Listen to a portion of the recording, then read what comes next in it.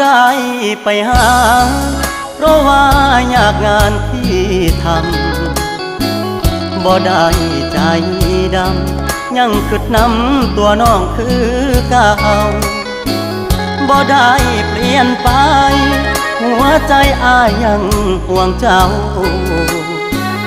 บ่ได้ปล่อยให้เงาเสาร์อาทิตย์ติดงานโอทีได้แต่โทรหาน้องคงจะไม่ว่ากัน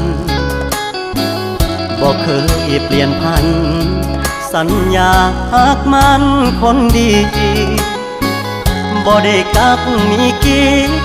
บ่ได้เลีกสัญญาที่มีย้อนงานยุ่งอีลีคนดีอย่าเครียดอายเด้อขอห